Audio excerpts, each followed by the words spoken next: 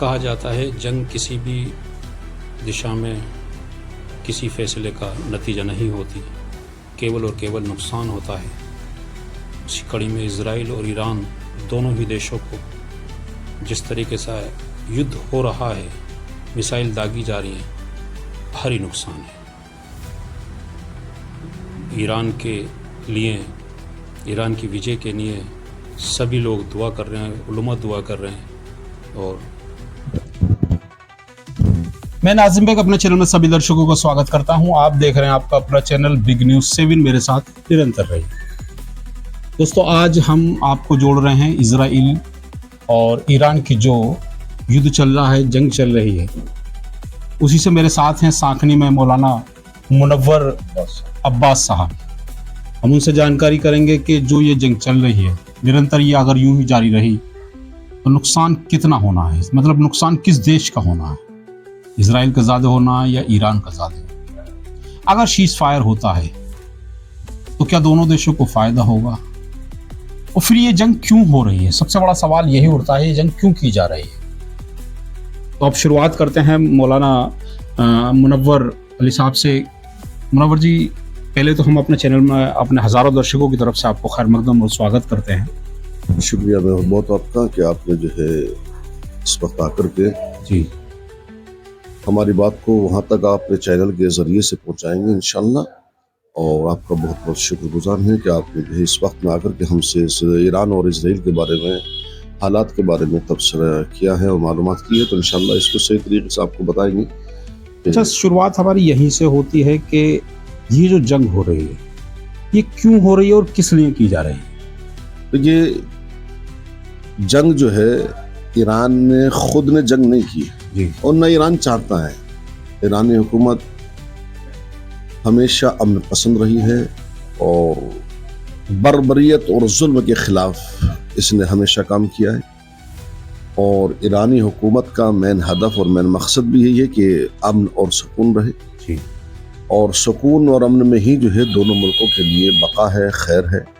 اگر دونوں ملکوں میں اسی طریقے سے جنگ چلتی رہی تو یہ کوئی بھی ملک ہو دنیا کا یا کوئی بھی انسان ہو، کوئی نہیں چاہتا کہ وہ فساد ہو، جنگ ہو یا جہاد ہو، کچھ نہیں چاہتا ہے۔ فقط ہر آدمی چاہتا ہے کہ امن ہونا چاہیے، سکون ہونا چاہیے، اور یہ ہمیشہ انسانیت کا سب سے اچھا نعرہ رہا ہے کہ جیو اور جینے دو۔ جی یہی ایران کا مشن بھی رہا، مگر ایران پہ یہ جنگ تھوپی گئی ہے، زبردستی ایران پہ حملہ کیا گیا ہے، اس کے بعد ایران نے اس کا جوابی کارروائی کی۔ اچھا، خامنہئی صاحب کا بار بار یہ کہنا ہے کہ ہم نہ ہی تو ڈریں گے نہ ہی جھکیں گے، جنگ کریں گے، ہم وجے حاصل کریں گے۔ ہاں، ان کا یہ بہت اچھا بیان ہے، بہت ہی انہوں نے بے خوف اور بے دریغ اور بغیر کسی جھجک کے یہ جملے کہے ہیں کہ نہ ہم جھکیں گے اور نہ ہم اس چیز کے اوپر طاقت اور بربریت ظلم کے خلاف ہم سر جھکائیں گے۔ یہ سر کٹا سکتے ہیں مگر ہم ظالم کی بائیت نہیں کر سکتے۔ یہ آیت اللہ کا جو اقدام ہے یہ خود کا نہیں ہے، بلکہ آیت اللہ کا تعلق جو ہے اب سے 1450 سال پہلے حضرت امام حسین علیہ السلام کی روش پر چلتے ہوئے آپ نے یہ پیغام دیا ہے کہ جب ہمارے آقا و مولا رہبر حضرت امام حسین علیہ السلام نواز رسول حضرت محمد مصطفیٰ صلی اللہ علیہ وسلم نے 2.5 لاکھ لشکر کے سامنے بیعت نہیں کی تھی، سر دینا پسند کیا، لیکن ظالم کے سامنے جھکانا پسند نہیں کیا۔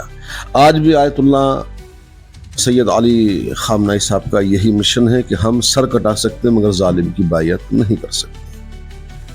اچھا، شیعہ سمدائے میں کیوں ایران کو پسند کیا جاتا ہے؟ کیونکہ کہا جاتا ہے کہ وہاں جو پڑھائی کرنے لوگ جاتے ہیں، بچے جاتے ہیں، مولویت و MBBS کی ڈاکٹری کی پڑھائی کرنے جاتے ہیں، کیونکہ آج وہاں ہزاروں بچے پھنسے ہوئے ہیں، تو کیا ان کو شیعہ سمدائے یا انیہ سمدائے مسلم سماج کی اور سے کیا دعائیں کی جا رہی ہیں ان کو واپسی کی؟ دیکھیے، ہر انسان ہی چاہتا ہے کہ ہمارا بچہ، ہماری بیٹی، ہماری اولاد خیریت سے آئے، کیونکہ اس وقت جو ہے مولویت پڑھنے کے لیے بھی ایران ایک مرکز بنا ہوا ہے، علم دین کے لیے بھی اور علم دنیا کے لیے بھی۔ جو لوگ MBBS کرنے کے لیے گئے ہیں یا مولویت پڑھنے کے لیے، وہ بچے پھنسے ہوئے بیچارے ماشاءاللہ، اور ہم اپنے حکومت سے بھی کہتے ہیں کہ ہمارے ان بچوں کو، ہمارے ان اسٹوڈنٹس کو بحفاظت انڈیا واپس لایا جائے۔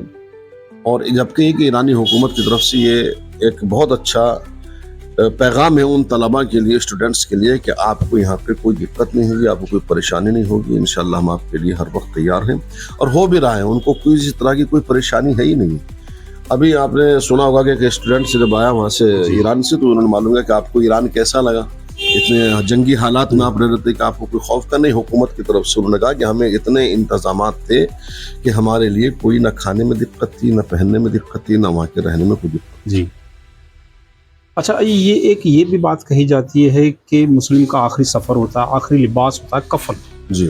और ईरानी कफन को सबसे बड़ी महत्व दी जाती है शिया समुदाय में। और अगर कोई कहता भी है कि मैं आपके वहाँ से क्या लेके आऊँ, तो कहा जाता है कि आप मेरे लिए वहाँ से कफन लेके आना। माशाल्लाह, बहुत अच्छा आपने सवाल किया। वाकई ये तारीख को आपने 1400 साल के बाद फिर दोहरा दिया, 1450 साल के बाद। ये कफन का ताल्लुक भी हज़रत इमाम हुसैन अलैहिस्सलाम से है और नवासे रसूल हज़रत मोहम्मद मुस्तफ़ा सल्लल्लाहु अलैहि वसल्लम से है। क्योंकि आप को जो इंशाल्लाह भी 2-4 दिन के बाद में मुहर्रम शुरू हो जाएगा जी जी। और मुहर्रम जो याद है हज़रत इमाम हुसैन अलैहिस्सलाम की कुर्बानी की याद मनाया जाता है। और हर हक पसंद इंसान इमाम हुसैन अलैहिस्सलाम के साथ है। और ये कफन का ताल्लुक है कि आपको बेगुस्ल कफन जालिमों ने छोड़ दिया था, आपको कफन नहीं दिया था। अब जो भी ज़ायर ये चाहता है कि मैं जब भी करबला जाऊं तो करबला से मैं कुछ ना लेकर के आऊँ, फ़कत कफन लेकर जाऊँ। क्यों? इसलिए कि ताकि इमाम हुसैन अलैहिस्सलाम की कुर्बानी को दोबारा किया जाए और उनके मकसद को बाकी रखा जाए। अच्छा, वहाँ लोगों से आपकी बात हो रही है, वहाँ स्टूडेंट्स आपकी बात हो रही हैं, जी जी। तो फौरी तौर पर क्या इंतज़ाम उनको मिल पा रहे हैं और कैसे वहाँ के माहौल है अभी तक? देखिए, मेरे घर के खुद तकरीबन जो है 7 अफराद हैं जो इस वक्त कुम में हैं, अस्फहान में, जहाँ पे अमेरिका ने अटैक किया है। वहाँ से तकरीबन कुछ दूर के फासले पे ही है, तकरीबन 15 किलोमीटर के फासले पर अटैक किया अस्फहान में। और कुम में भी जो है तकरीबन 6 अफराद वहाँ रहते हैं कुम के अंदर, जहाँ पे अमेरिका ने अटैक किया उससे थोड़ा सा फासले पे। लेकिन मेरी बराबर बात चल रही है माशाअल्लाह से, और अल्हम्दुलिल्लाह वो बड़े सेफ और बड़े खुश हैं। इस तरह से हुकूमत की तरफ से वहाँ पे कोई भी दिक्कत और परेशानी नहीं। बल्कि हमने कहा भी, मैं कहा आप आइएगा, इंडिया वापस आइएगा, तो पलट के यही जवाब दिया उन्होंने कि हम एक अगर शहीद भी हो जाएंगे तो हम मकसद के लिए शहीद होंगे।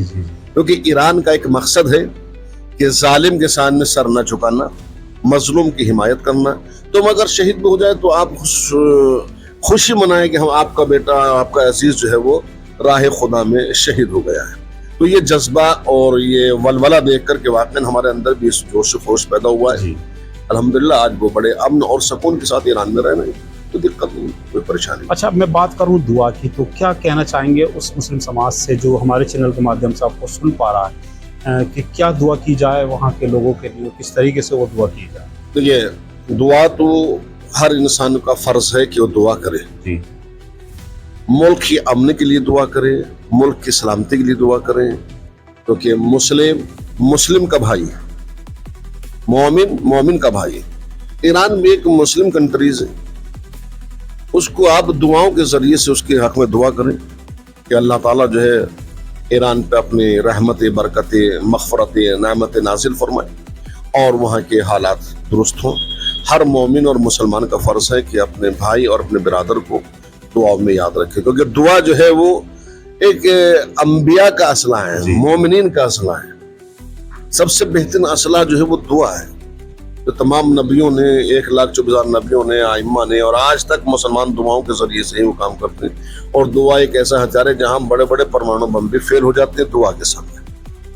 अच्छा, जैसे आप टीवी देखते होंगे, टीवी पे वहाँ के हालात देखते हैं हम, जिस तरीके से बरोज़ नई नई जगहों पे वहाँ युद्ध चल रहा है, जंग चल रही है, आक्रमण भी हो रहे हैं, तो क्या कहना चाहते हैं? क्या वाकई ये जंग बंद होनी चाहिए या किसी नतीजे पर पहुँचनी चाहिए?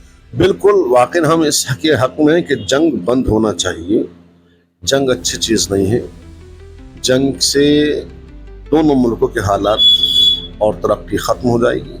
लिहाजा चाहते हैं कि सुलह हो, फैसला हो, और एक मरहले तक इस जंग को पहुंचना भी चाहिए। देखिए, अब से पहले आपने देखा होगा कि तकरीबन 2 साल से फ़लस्तीन के मुसलमानों पर वो जुल्म व इस्तबदाद और वो बर्बरियत इजराइल ने की है। दुनिया में कोई नहीं बोला, कोई भी नहीं बोला। बड़ी बड़ी ताकतें हैं दुनिया के अंदर, अमेरिका जैसी ताकत जो है वो नहीं बोल पाई, बल्कि असलहा दिया।